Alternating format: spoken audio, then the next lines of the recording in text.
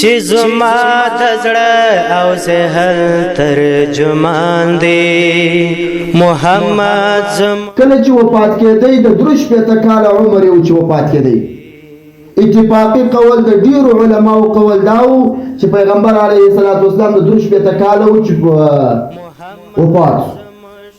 د درش پېته کاله ستو په ټول سر او ژړه کې یو روایت د شلو ویشتیانو راځي چې شل ویشتیان د پیغمبر علیه الصلاة والسلام سپین وه څو تاره به دلته وه څو تاره دلته وه څو تاره دلته وه څو تاره په دې ککرۍ کې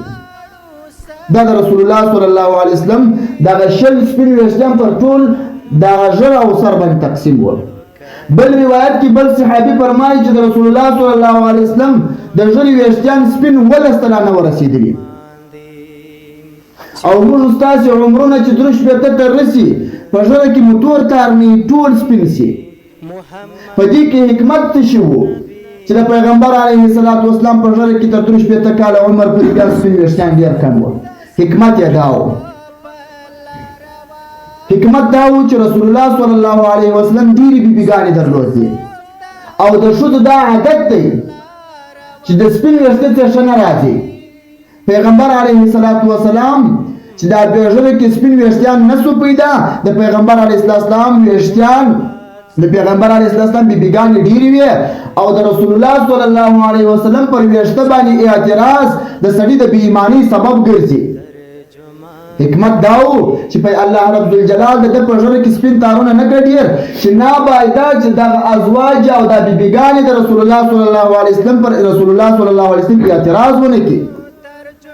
یا د سپین په ویښته په خاطر باندې نفرت ځینې ونه کړي که چیرې د رسول الله صلی الله علیه وسلم پر سپین ویښته باندې اعتراض وکړي یا نفرت ځینې وکړي الله رب الجلال به د ایمانه بې ایماني کړي نو د رسول الله صلی الله علیه وسلم د بیبیګانو په خاطر چې د هغوی ایمان قوي او مضبوط پاتې سي نو د رسول الله صلی الله علیه وسلم په ژړه کې تر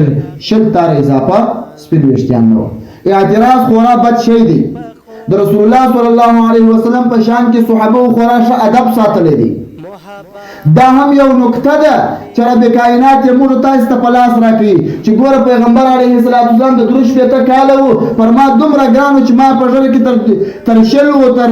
12 اضافه سپین ویښتان نه پیدا کول ځکه چې امت د اعتراض ورباندې ونه کړي او د رسول الله صلی الله علیه وسلم پر باندې اعتراض دا د سړي د بې ایمانۍ سبب ګرځي پیغمبر علیه السلام څه کوي ملا علی قاري رحمه الله مرقات کې لیکي شرح د مشکات کې وای که چا خپل پر پیر باندې اعتراض وکړي خپل پر پیر باندې دا سړی د دې پیر د فیض څخه محروم پاتې کیږي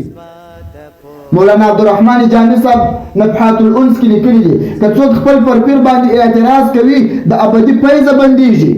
د دې پیر څخه د دې فیض نشي وړلای نو پر اولیاء باندې اعتراض د سړي د فیض د بندیدلو سبب ګرځي دا پر انبیاء علیه الصلاة والسلام باندې خو اعتراض د سړي د بې ایمانۍ سبب ګرځي د دنیا لپاره عمل دی ایمان دی